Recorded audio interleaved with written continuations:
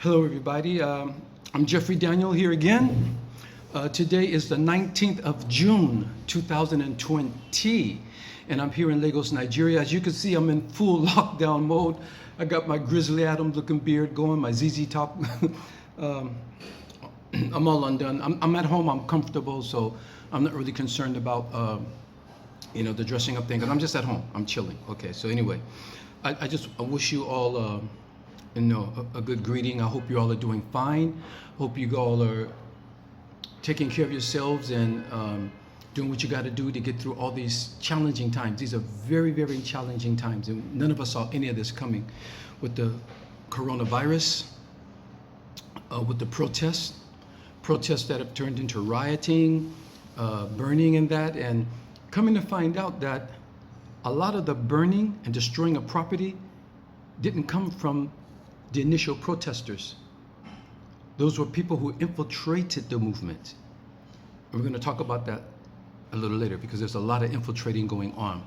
Beside the fact that I told you guys before, as early as 2012, the FBI informed the government that members of white supremacist groups have infiltrated the police departments across America. And that's a fact. And it's coming from the FBI. So this is no conspiracy theory or somebody running with wild imagination. This is coming from the FBI. It's documented. Google it. Google it for yourselves and see, okay? You get this information, right? Speaking of that, I wanted to talk about what President Trump has done. President Trump has signed an executive order for police reform, and he calls it the best practice. Best practice. What is that supposed to mean? You know, he hurried up and got his committee together and got this executive order and signed it off. So it's supposed to be for best practice. Is he listening to what the public is saying? Is he listening to what some of the states are saying? Is he listening to what some of the mayors are saying and governors are saying? We don't want best practice. We want a total reworking of the police department. I told you guys before, the genesis of the police department, it came from slave catching. And that's what the problem is. They're still on that mentality of going after us. In any society, should it be the law enforcement authorities versus the citizens? At the end of the day, where do the law enforcement members come from? Don't they come from us, from our communities? And they're not importing from another planet. They're not importing from another country. They're members of our families. They're people who we know and this and that. And that's why I'm being careful. We have to be careful not to attack the police themselves. It's a system. It's a system that was built on racism, that was built on inequality, that was made to protect what these few have at all costs. And that's how the police department was formed, to make sure that these slaves didn't escape, to make sure that they didn't revolt, to make sure that they were being subdued, to make sure that they were following these laws and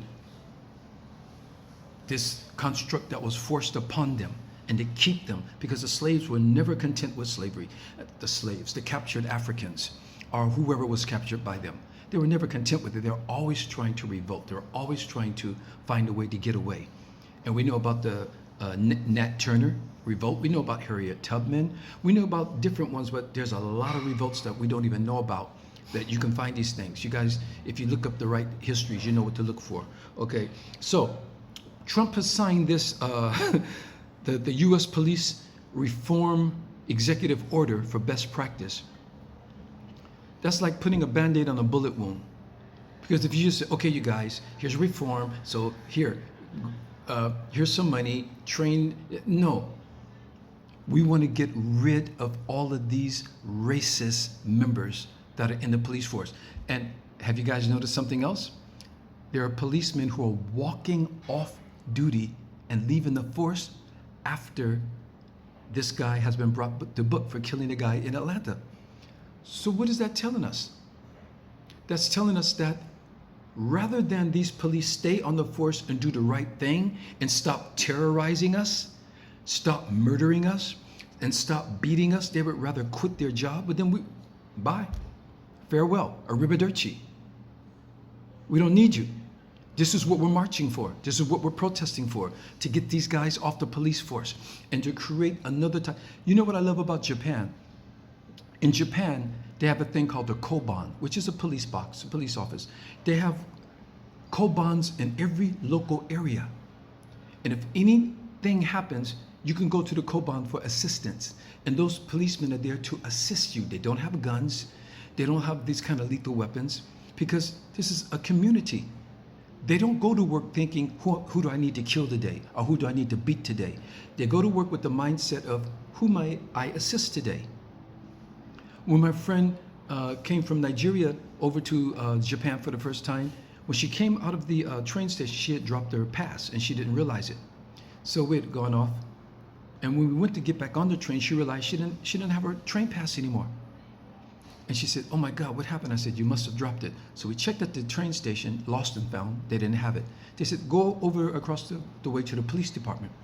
We went to the police box. Lo and behold, they had her wallet case with her credit card in it, with her train pass and all that. And it was right there. She just had to sign for it, prove it was her. They saw her pictures and everything, that she gave them name. It was right there. They assisted us. The police department, ever since its inception, has been terrorizing us. Now you can say, they're good police. There was a policeman online the other day on Facebook talking about how his daughter was receiving these negative things because her father, was a policeman or whatever. And he's trying to make a plea for the good policemen. Yeah, there are good policemen, but you guys are being overwhelmed by these people who just have the mentality to come out and terrorize us. The moment they approach us, there's nothing civil about it. There's nothing humane. They're immediately barking orders, telling us what to do. And no, you can't walk over. They arrested a guy the other day, if you guys seen this online, for dancing in the street. He lives across the street. His car was parked there, and maybe he was just working out. And they walked up to him and said, "Excuse me. So what are you doing?" He said, "Oh, nothing. Why, officer? Is something wrong?" They go, "Well, we heard that you were dancing in the street." He goes, well, I'm not dancing, but no. And then the officer asked him, do you think you want to hurt yourself today? Do you feel like you want to hurt yourself? I'm like, what is he asking this guy? Like he's trying to entrap this guy with certain questions that will incriminate himself? It wasn't like, okay, sir, could you just not be on the street, and could you, and the guy said, well, look, I just live across the street. That's my car. They didn't, none of that. It just went over their heads. They started grabbing. He said, what are you grabbing me for? Am I under arrest? Yeah, you're under arrest. Well, what are you arresting me for? Look how quickly they just exasperate these situations into tense matters when they don't even have to. They're not assisting us. They're terrorizing us. And we're tired of being terrorized by the police. Even us who walk away alive. I'll walk away with a written citation. It's just the way they talk to us. Just that condescending way of you're nothing. And the first thing they do, especially to young black guys, I noticed this. Watch the pattern, you guys. Okay, come here. Get down on the ground. Why do you have to get down on the ground? If you're going to handcuff me, I can stand up and you can handcuff me and carry me away. They want you to get down on the ground because they want you to feel like they have power over you. I have authority over you. You are nothing. They're trying to, like buck breaking, they're trying to break your pride, your integrity, to make you feel like you're nothing. Handcuffing a kid, an elementary school kid, handcuffing 14-year-old kids. How do you put handcuffs on a kid that young? They're a threat? But come on, you guys, please. So this whole thing about the police department, we want to see there are some people who are saying, like when they say defund the police department, it doesn't mean just like snatch the money and shut it down. But defund it mean like, let's take away this type of department you have and restructure the whole thing and create something else. Like the Japanese kobans, that people are on the streets, they're unarmed, they don't have lethal weapons. But when a lethal weapon situation comes, then you call in those police. And then they have lethal weapons because there's a robbery going on, or someone does have a weapon and they're doing something. That's when you call in those type of police. You don't just have them rapidly running through your neighborhoods armed and ready to just attack you and just go up. And these guys get so full of themselves. They get so full of themselves. So this is what we want. We want to have that whole police department, that whole racist based thing of slave catcher thing. We want that dismantled. And we want to see a whole new attitude in people who are on our streets out there to protect and serve us, who are taxpayer dollars pay their salaries. That's what we want. Now, speaking of movements, and think about this, you guys. We're being harassed by the police on the regular. We're being terrorized by them. We're being beaten by them for non, felony crimes, and we're being killed by them. They're finding out now that people are being hung across America. They're finding people hung by trees. And what did the policemen say? Oh, it's a suicide. The history that blacks have for being lynched on trees, and suddenly you think blacks are going out and lynching themselves on trees. Give me a break. Do they think this is like the Jim Crow days where you can just give us any excuse and we just have to go for it and that's it? Like you did for Emmett Till and all the other people, you just drum up some excuse and then that's it? That's it? That's the order? No, those days are gone, buddy. So you just can't come to us and tell us that, it's a suicide. Oh, another black guy found. Is it a coincidence that one after another are just out of nowhere suddenly starting to just hang themselves on trees? So that's the new trend in the black community. Let's go out and hang ourselves on a tree so our families can discover our bodies. Come on, stop this. They have to stop this. Then, have you guys heard of the Boogaloo movement? Now in the 80s, the Boogaloo Boys were a group of the Electric Boogaloos, that body popping in, that's the Boogaloo, the Electric Boogaloo. That was a movie, right? Well, sad to say, these white guys call themselves, I'm sorry you guys, I don't mean to paint a picture across the board on white people, but these particular group of Caucasians in America happen to call themselves the Boogaloo movement, the Boogaloo Boys, and they are a liberation citizen movement. That's what they call themselves, a liberation citizen movement. They're from the right extreme, and once again, let's call the fashion police because they wear Hawaiian shirts with military fatigues. That's how you notice them. And they have been coming into some of these movements. They appear at the Black Lives Matter movement. They appear at the George Floyd protests, and they get in there. These people actually are trying to incite a second civil war. They envision that they can eventually overthrow the government. But yet Black Lives Matter is supposed to be a problem. We're not trying to overthrow the government. We're just trying to get our equal rights. We're just trying to get equal rights. I don't even like that. Treat us as an equal. Can you like we're begging someone to give us something like that we were born with and greater? But we just want to live and do our thing. That's all we want. We're not. So yes, we want the police departments to be totally reworked and restructured. Yes, we want that because that can't go no more. So the Boogaloo movement is out there. They're trying to start a race war. There are other movements that are out there trying to start a race war too. So you guys have to be very, very careful. They're trying to bait us all into a race war. Some people do think that they can, if the government isn't going to their likings, that they can turn it over. Trump hasn't really empowered people to feel that this rage and this racist attitude is acceptable. So be careful because I got a feeling if Trump loses, these guys are going to be activated to go out and try and cause terror on his behalf. If he wins, I got a feeling that there's going to be people out there trying to start violence.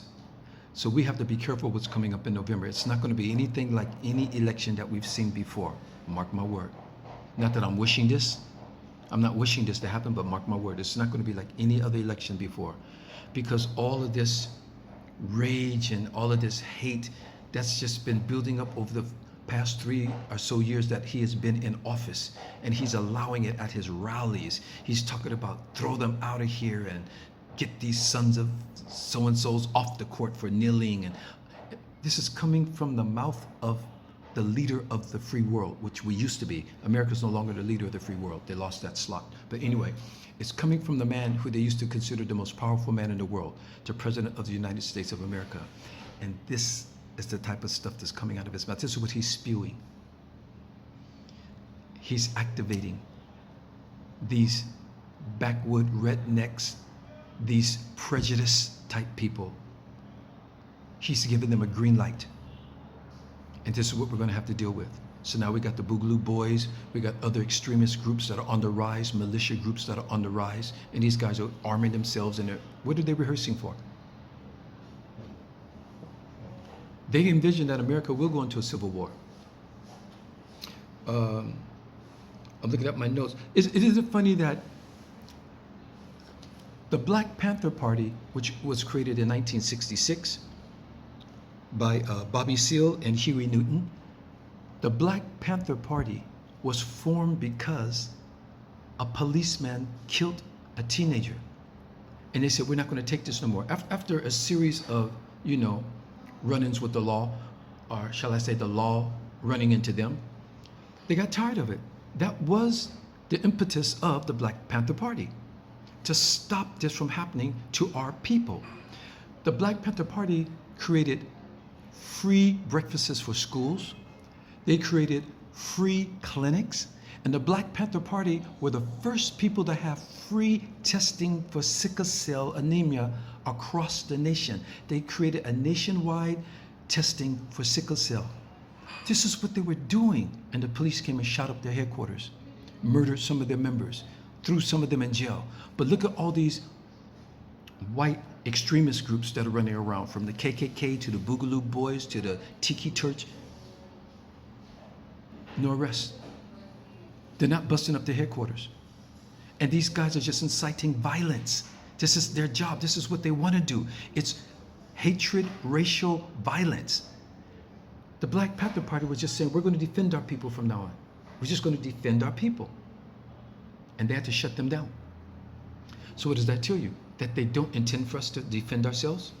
They never intend for us to be in a position, to not be abused and physically attacked? They want us to stay in a position that we will always be subservient and be, no, come on, you guys, come on. That construct that was created by the system,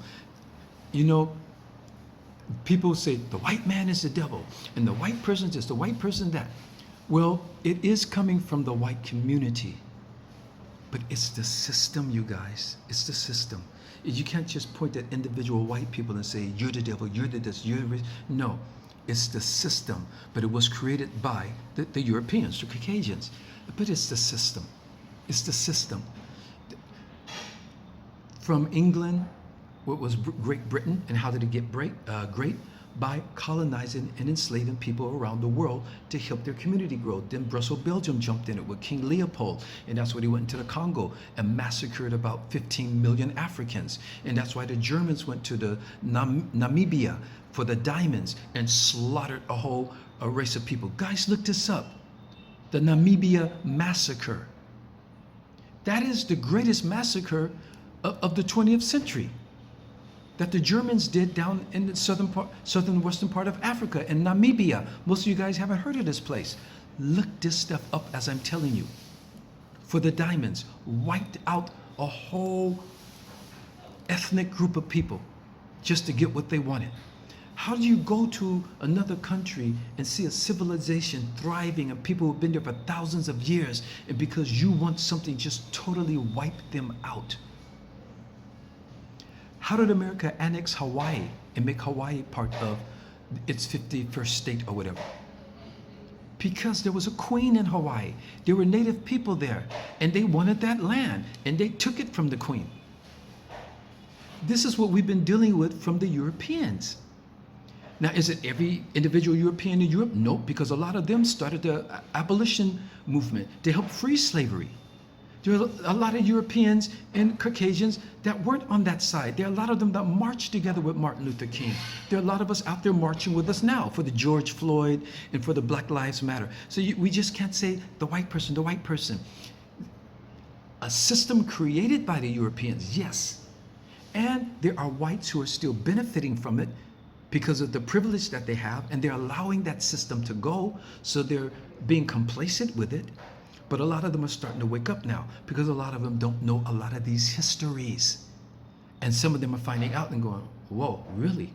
A lot of us don't know a lot of histories, and we're just finding out.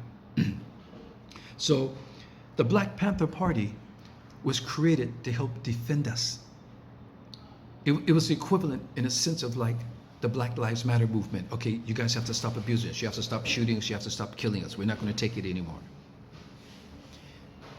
And for some reason, we see that the law enforcement people in a certain corner of the society in America, well, black lives don't matter. All lives matter. They're painting on people's tombs and cemeteries. They're painting across churches.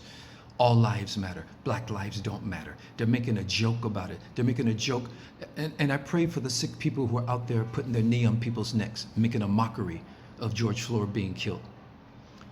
You see the very sick people out there, you guys. So the next thing that I wanted to say was, the next thing that's going to happen, and this is what you guys have to really pay attention to, this whole business about rent-free, the freeze on the rent. The government imposed the lockdown because of the pandemic. The government imposed that on us. The government had to know, because in California, the majority of the people in California are rent burdened, and they're spending over 30% of their income on rent. When you get to the lower income families, people are living from paycheck to paycheck. They don't have some big, egg nest sitting in a bank. They're living paycheck to paycheck. They understand these things. They know these things. And when you freeze the rent, and when that rent freeze is going to be lifted, we're about to run into a lot of people who are going to get evicted out of their homes. Millions of people are about to be evicted. They should have saw this coming. But yet, Trump has taken trillions of dollars for a stimulus. Where is it going? He's going after another $2 trillion for the stimulus. He's only bailing out corporations and rich people, and gave like some type of stimulus plan check of $1,000 or something. That's not going to carry us for all these months for being locked down. So what's going to happen when it's time for the rent? And what they should have done was, if they wanted to lock down everybody and everything, they should have made sure that everything just froze and no one would be in debt. And somehow that the landlords could survive for that, so that when it's lifted, it just starts right back from where it left off at, so that everybody could be at the same starting point.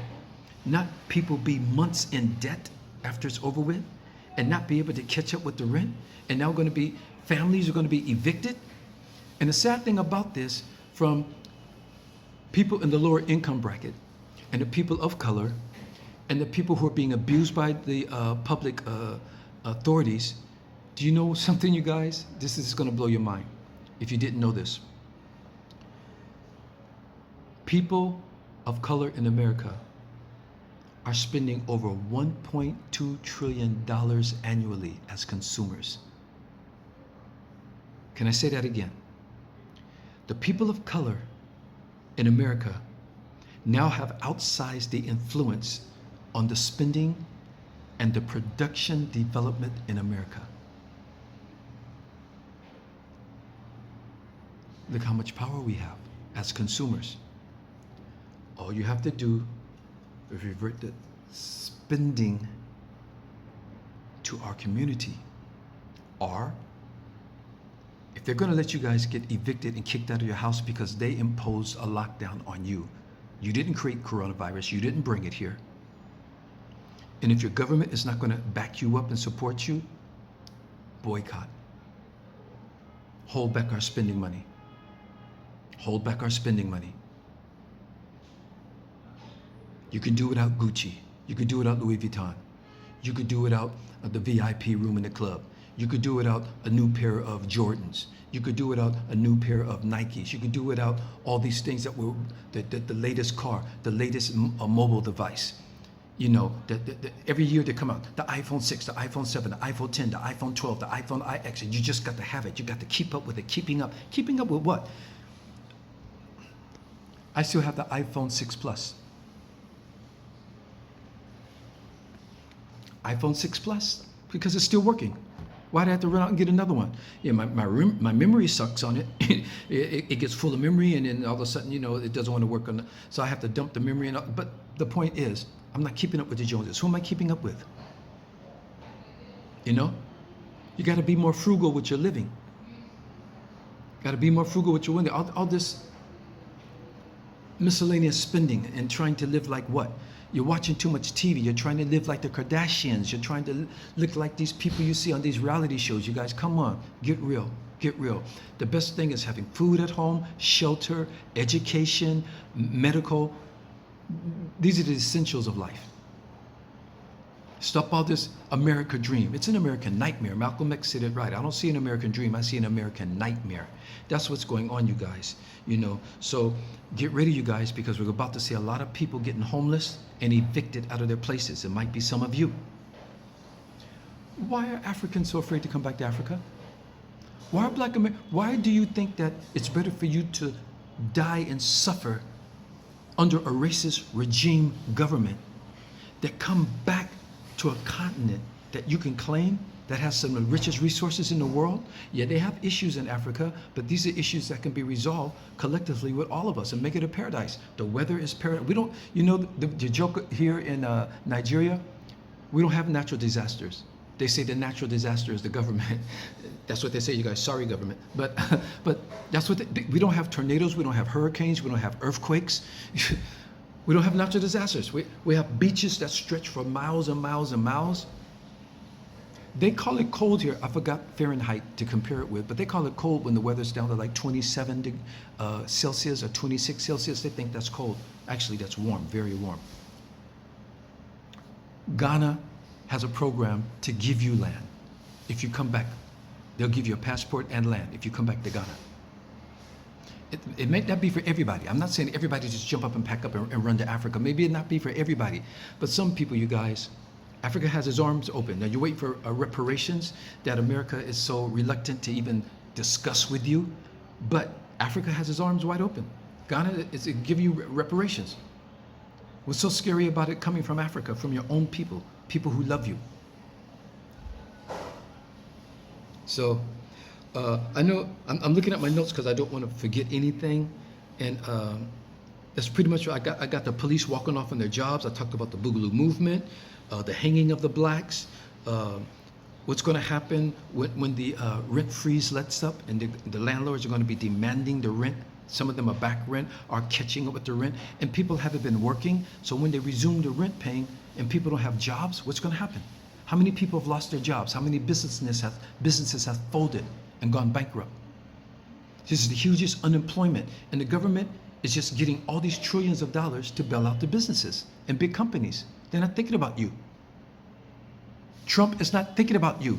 For those, I'm not here to bash Trump. That's not what I'm here for. But for those of you who are his supporters and want to vote for him, what's going to happen when it's time to pay your rent? What's going to happen when you need medical? What's happening to your family members, those of you who don't have strong medical insurance? What's happening to your family members when they get coronavirus? So these are the things you got to look out for, you guys. I'm not going to keep you long here. I think I went over everything that I wanted to say. Basically, what I want to say is stop letting them bait you into the race war. If that's what these people want to do, sit back and let them do it, because they're trying to start a new civil war with the government. Look at history. It's been done before. It's been done in this country. It can happen again. So be careful. They're trying to bait you into a race war. We're on reset, and we're hoping that while we're on reset, while everything is frozen, that we can recalibrate ourselves and come back out of this pandemic better than we went into it. Now, I made a song called Make Love Great Again. It's been released about 4 days now. I didn't want to use this opportunity to try to promote my song, but the song is very pertinent to what's going on.